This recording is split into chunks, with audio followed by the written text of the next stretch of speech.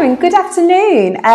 Welcome to Progress Fostering Live. I think this is our 4th edition now, which is great. So I'm Kirsty, I'm the Relationship Manager here at Progress, and today I've got lovely Tom with us, who is one of our foster carers. I think you've been fostering with us for about 4 years. In April. Now, Yep. 4 years in April. There we go. Fantastic. But previous to that, you actually worked in one of our residential services as well as you did. deputy manager, wasn't you? So Tom knows Progress very, very well. He's worked across our services and is now a foster carer. So we thought it would be brilliant to bring him in to our Fostering Live chat for you. And today is all about honest, open conversation as well. So if you are watching live, if you could drop any questions that you have within the comments, and we will try and cover as much as we can today. But first of all, just to introduce Tom, for anyone that's watching who doesn't know who you are or anything like that, if you could just tell us a little bit about yourself and your journey from being in care to becoming a foster carer. Yeah, I obviously, just like many people that have been in care, the childhood was a little bit rocky, and it was decided by my parents, my mum, that I should go into care. She voluntarily supported that through court, and it was the best decision she ever made for me, because it allowed me to come back on the right path and get the right support that I needed. I was angry at the time. I was angry at the system. It might have come across as personal to my carers, who were residential staff. But I think having that knowledge and experience myself has allowed me to experience, anything I have with my young man that's in placement now, to know it's not personal. It's the system. It's the thing that he is not understanding or enjoying, or there's a challenge that he's trying to get across, and he might be struggling to explain that. So having that experience has really helped. And then I sort of bounced around a few jobs, banking and support admin, things like that. And I wasn't enjoying it. I wasn't getting anything from it. And I was doing voluntary work for the Children's Society and SOVA, who are now CGL. Okay. And I actually got an award in 2016 at Lambeth Palace from the chief executive at the time. And it just said to me, I need to work in care. Why not? It's a pay cut, but I want to enjoy what I'm doing. Yeah. I want to make a difference. And I went to a lovely respite home. And from there, I ended up transitioning into Progress through Regis House, then Oak Cottage, and it just became that fostering was the next step. Yeah, no, fantastic. And so I think you've explained a little bit about this, but why fostering? At what point did fostering feel like it was the right time for you personally? I've had a lot of support from, at the time, the manager who was sort of going through like the finances with me and helping me explain sort of how I can actually support these children, the extra side effects that foster care is entitled to, such as benefits and whatnot. But also it's the fact that my life is not determined by a rota. I haven't got to worry about if staff are turning up, because it's me. I'm the staff member for that young person. But more than that, I'm his foster dad, and it's such a nice, homely environment. And I haven't got that fear of being stuck at work, because it's not work anymore. It's a lifestyle.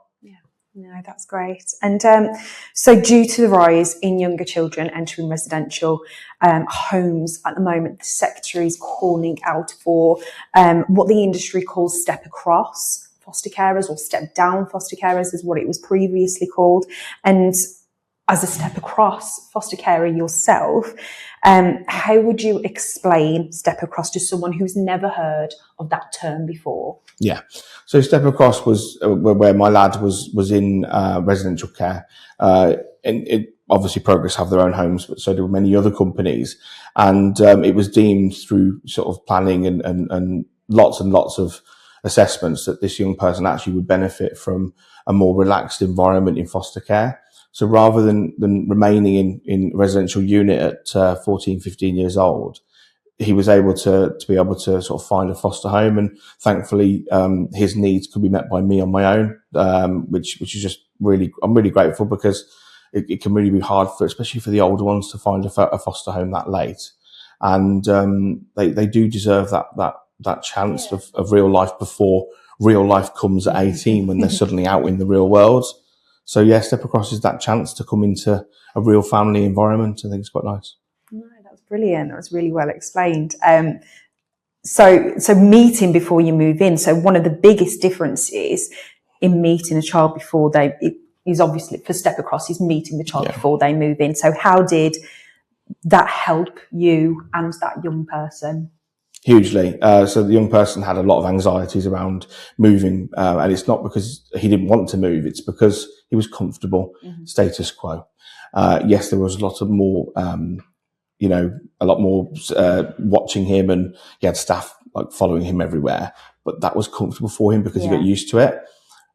Meeting me allowed him to see who I was as a person. We were playing Call of Duty Zombies at the care home when I first met him in July, and it was just really nice. We just clicked straight away, and he's got hobbies around gaming, and so do I.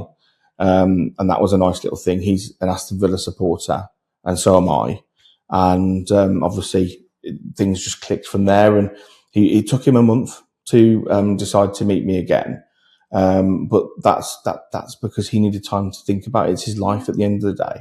So that's fine. I give him that time. Yeah, because it's very much got to be right for the young person as well. And that's why Step Across works, because the young person can say no throughout the process. This is their home that they're going to be choosing, really, 100%. aren't they? So they have to be as comfortable as what you are as a foster carer. So was there a moment when you actually realised, you know what, I can actually do this? I think there's probably two times in that instance then, because the transition was really nice. He was able to come to me for a day visit for a couple of hours and see my house, have a chill and understand sort of what it was like at mine. And I got to know him. He was able to do overnights then. And then eventually, obviously, the moving process started. And I think, during that transition, I knew, okay, let's give this a go. I think that full time could be interesting, because before I was a respite foster carer. And it was just nice. But then I think 6 months in, I think I really sort of got to used to his routines, what he likes to do, and he got used to me. I think that's when I knew that there couldn't be any more surprises or challenges that could make this more difficult or concerning for me. Yes, there's challenges. There always will be, because, he has a lot of challenges, but that's pressure on him. I need to take that pressure away, and I do. And I really enjoy it. I made the right decision. And 6 months, I think, was when I could settle down and sort of start to relax into it. Yeah. No, that's great. And so what kind of support do you get day to day as a Step Across foster carer? Yeah, I mean, quite a lot. I mean, thankfully with Step Across, naturally it comes on a complex. So what complex is where they get extra support, you get extra respite. There could be a support worker that can come in and sort of meet the child, take them out for the day, which is lovely. And it's another relationship for them to have. There was, if I remember rightly, I meet with someone, sometimes weekly, up to weekly sometimes, called Sarah. She's a therapist that helps with the therapeutic input that I have with my lad, just to ensure that I'm meeting the right, or saying the right things, having the right conversations, using the right strategies to help him. And I met with her yesterday, and I'll be meeting with her again in, I think, a week's time, maybe 2 weeks, because I'm on training. Yeah, 2 weeks because I'm on training. I've got first aid training. And I bet it's just nice to have that person to kind of bounce off, and just to kind of make sure that you are following what you need to as well, I suppose. So it's great that you... Well, yeah, and she said that because I'm on training, I can't meet with her next week. Just drop her an email if I need anything. Yeah. And it's nice to have that. I can just email her if I need something, so that's really good. Yeah. And what kind of person do you think Step Across fostering is best suited to? Oh, I don't know. I think that sometimes you can be a bit anxious about anything you do. I mean, I worked in children's homes for so many years. Even I wasn't sure about it, but actually I think anyone can do it, because anyone can work in a children's home as long as you're ready to sort of understand the responsibility, learn the regulations, and just be there to care, because that's what it is. It's caring, and everyone knows how to care because you naturally care for your own family members. Yeah. So, I think anyone can do it. I just think they need to have that little push, or a little bit more understanding of it in order to be able to make that leap. But honestly, Step Across is a really valuable type of service to be offering as a foster carer. Yeah, definitely, especially with the need being so high at the moment. I mean, for myself, I've worked for Progress for nearly 13 years now in different capacities, and I have never seen the need so much at the moment for Step Across foster carers. So yeah, it is a massive need at the moment. If you've got any questions about the process or anything, please, if you want to DM us, that's absolutely fine. If you want to have a conversation with us, we can give you our contact details, and you can find them on our Facebook page or on our Instagram, or even go onto our website as well. But please do not be afraid to have those conversations, to ask those questions as well. So if someone is watching and they're thinking, I care, but I'm quite scared, I'm quite anxious, what would you say to them? I think it's normal to feel scared and anxious, and Progress have this training called Cellular Approach, where it's all about containment and a dance of reciprocity with the children. But that dance doesn't stop with just the children. It extends to the people looking after you as a foster carer. Mm-hmm. You've got your supervisor social worker, and I think what's really worked well for me here is that the supervisor social worker is someone that bounces off me personally. Yeah. I can banter with them, mm-hmm. and you need that with a supervisor social worker, because they're coming into your life. Yeah. They're seeing everything about you. That Form F has everything about your life in there. So you kind of want that banter, that relax, because it relaxes you, and they take the stress off you as well, because they're only a phone call away, and you absolutely have every right to be scared, because there's never a moment where you should think that this is, a normal relationship like your own children. But at the same time, you can treat them like your own children because of the support you're getting. Mm-hmm. No, that's great. And what makes Step Across fostering feel worthwhile for you, even on the harder days? Because I know that there has been some harder days for you. So what makes it worthwhile? Because I'm there for him. He deserves a second chance at what's going on for him. And, driving all the way up to sort of Middlesbrough, for example, that doing that for him to see his friends and stuff, that's nice. That's a nice thing to be doing. And being alongside, the thick and thin, that's what I'm there for as a foster carer. And I don't know, I'm proud. I feel proud of the things that he's getting on with. And he's doing very well with school. He's doing very well with college. And, he wants to look at the future now for driving a car, for example. He wants to look at jobs, and it's nice to see him looking at these things that potentially could have been far more difficult in residential, where he had to be one-to-one. He can see friends on his own now, and that's a big step for independence that you need at that age, because the big wide world coming at you at 18, you've suddenly got all this freedom that potentially you may not have had in residential. And that step up and the transition to that is much more gentle in foster care, I feel. Yeah, definitely. No, but thank you so much, Tom, for sharing that, for answering questions, especially around Step Across. Like I said, it's a subject that needs discussing at the moment. But now we're going to, so we posed a few, we've posted asking for your questions lately, and we've had quite a few in. I may not be able to cover all of them, but like I say, we will message you separately if you have messaged with some more information and about the question that you have asked. If I don't get through them all, Tommy's also going to assist me in answering some of the questions as well for you. And like I say, if you've got any whilst we're going through it, we'll try to get through them as well. So one of the questions that we received was, can you foster with an XL bully? So at the moment, under legislation and our safeguarding responsibilities, we cannot approve foster carers that have a XL bully living in their home. And it's because XL bullies are a banned breed, unless they're placed under the index of exempted dogs. Because many looked after children have trauma histories and unpredictable behaviours. They've got risk assessments that usually just can't support fostering in a home with a banned breed, even if they are exempt and it's due to safeguarding duties. So I hope that has answered your question. If you've got anything further on that, please do let us know. And we want to be as transparent and open as possible to you guys.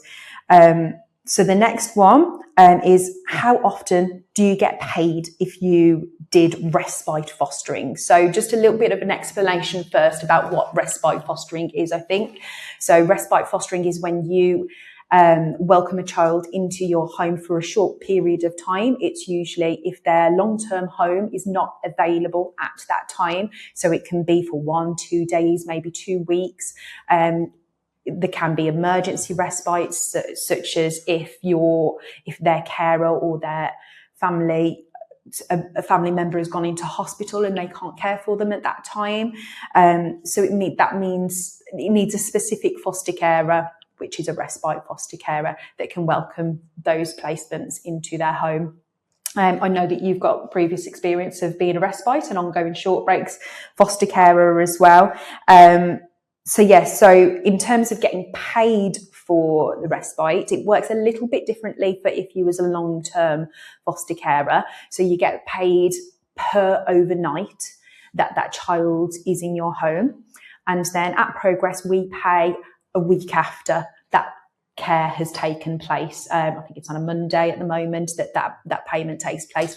So if you did it on a regular basis, so if you was an ongoing respite carer, which is what we call an ongoing short breaks foster carer, that could mean there's a regular payment, because a child with regular ongoing short breaks, they have an allocated amount of overnights per year. It is usually children that have got additional needs, just to allow that respite for that family and for their carers, to hopefully maintain that home. So I hope that kind of you've covered it. covers everything. Respite does the payments were pretty quick. To be fair, I'd have them on the weekend, and sometimes I'd be paid by the Tuesday. Yeah. And that's the regular ones because it was expected and planned. Yeah. I think I covered everything there. So the next one was, do you have to pay for further training if you have no experience? No, you do not have to pay for anything required, for any fostering training. All mandatory training, preparation courses, and ongoing professional development, it's all provided at no cost to the applicant, and new applicants actually compete. I know you said before, Skills to Foster, which is an introductory course, and that covers trauma and attachment, safeguarding, behaviour and de-escalation techniques, teamwork and professional expectations for those meetings with social workers, schools and that sort of thing. It prepares you for all the professional meetings that you will need to take part in. Also understanding fostering roles and regulations as well, and additional specialist training. So if you are looking at doing Step Across, for instance, there might be some specific training there that you will have to complete. But again, funded by Progress. I think I covered everything there as well. Absolutely. Sounds like it. So the next one, how am I doing time-wise, Paul? Our master of... Okay, so I'm doing good. All right. So if you want to foster children with additional needs, do you have to have a downstairs bedroom? Not necessarily. So whatever you need is dependent on the individual needs of that child. So there isn't one blanket rule. All additional needs vary widely. As not one child is the same. And not all disabilities are physical either. But if you are looking to foster a child with physical disabilities, then this will be considered during the fostering assessment stage. I'm just trying to flip over my notes. So the assessor will actually look at that as part of the home assessment. They will look at safety and accessibility and practicality as well, because some children with physical disabilities, they might need level access, so that probably would mean a downstairs bedroom. They would need a space for equipment, accessible bathrooms as well. But like I said, it's all stuff that would be covered within the home assessment stage. And other children with additional needs, they might not require any structural changes at all. I know you're quite knowledgeable on this area. Tom is working in residential services for children with disabilities and also being short breaks. Well, we have a foster carer, don't we, with that's had their house adapted slightly just to level it off. They've got, I've been there, they've got ramps, and she does have a downstairs bedroom. And I think that the foster carers did a lovely job. So, and I think we've covered everything there. Like I say, any further comments, please let us know. So, can you foster alongside work and having 2 children? So, yes, fostering alongside work can be possible, but that is very dependent on the type of fostering that you want to do, kind of your work flexibility as well, the age and needs of your own children, and also your support network, because that's massive, isn't it? If you're working and you've got 2 children, what does your own support network look like? But I think time as well, though. You know, as a foster carer, it's full on, and you are taking on a lot of support of the children, and they may well have quite a lot of trauma, and that can come onto you, and you need a way of expressing that, but also relaxing. So while yes, you absolutely could work alongside fostering, there's nothing stopping you. You do need to also figure out what time you're going to have to just unwind and relax a little bit. Because that is important. That is a focus. Yeah. But also, it's something to consider is if you do want to foster, but you don't want to reduce hours at work or anything like that, is respite and short breaks fostering something that could potentially work with yourself? Also, we've got parent and child fostering that is welcoming a parent and their baby or child into your home, so where you'd be offering more of a supervisory and building on their key skills and that sort of thing. Is that something that could work? Because also that's a more shorter term placement. So there are other considerations, and it's not just about thinking about long-term fostering. If that doesn't work for your situation right now, it might be something that you could go into kind of later on. But if you just want to foster, you want to help, maybe respite and short breaks to start off with whilst you still work and have younger children it worked for me, the respite, because that's when I was working in the children's homes doing the respite, and I found that it's not that I couldn't do it, but I wanted to give a child my all. A foster home should be a home. So if I'm at work a lot, even though that can be a bit more realistic in the sense of normal life, there is normally a parent also at home. So I felt that actually if I do respite, they get me on the weekends and I get work on the week. And it works. It was a nice balance. So a big part of the assessment is exploring whether the household can fully meet the needs of a child. So again, that is something that will be considered during the assessment process as well. And next question, how do you deal with your heart and emotions? I'm going to leave this one to you. So how do you deal with your heart and emotions when it's time for a child to leave your care? You do get attached to them, and it is surprising at how much they become a part of you. But at the same time, you're almost letting them go back into, something they're ready for. You've made them ready for that, and that's exciting, and you've been a part of that as well. And on top of that, I think most of the children that I've supported in respite, because this is my first long-term placement, have stayed in touch with me. I was down for Christmas with my last 3 lads, actually, with their mom who has health needs. And we've all exchanged Christmas presents. I go down regularly to watch his football. They message me if they need help or advice, even on just games. Another lad that I supported fairly locally up the M54, he drove my car on respite because I set up temporary insurance for 1 day, and he drove around an industrial estate with me supervising, and he passed his test first time. Amazing. He got a brand new Kia Stonic when he passed his test, And then about 3-4 months later, he finally had the Canaz to come over, and he drove to my house, even though he's living on his own now, independent, over 18. And he came over to show off. And not only that, he'd also lost a lot of weight as well, which is something he really wanted to do.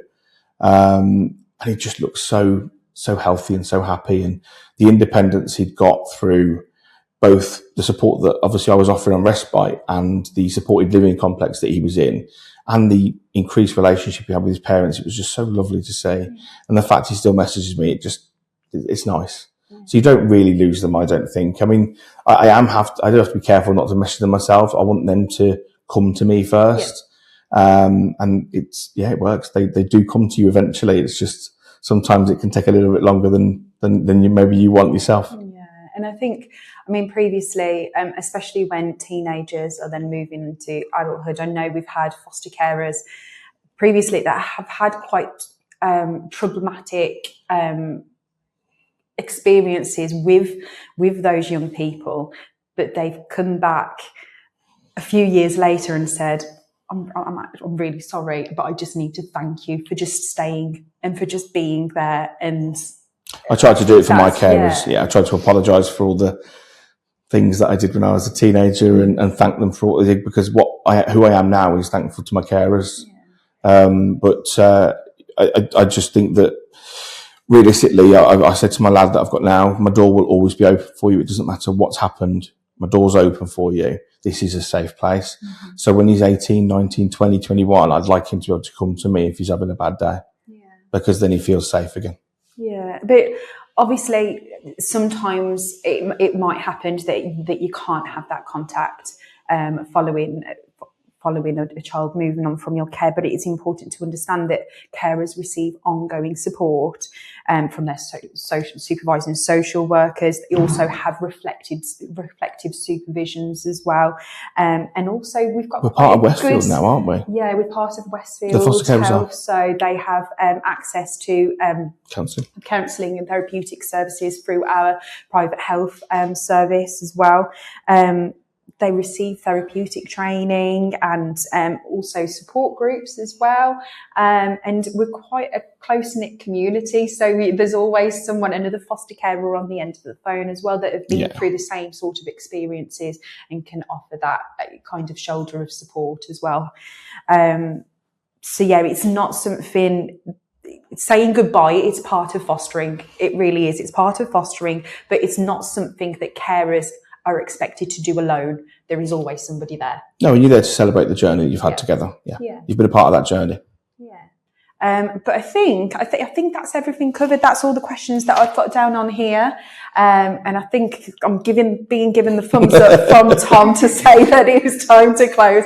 But thank you so much again for anybody that has watched, listened to our journey. The video will be posted on YouTube as well, so that you can have access to it at a different time. If there's anybody that you want to share the video with that you know is interested in fostering as well, please do.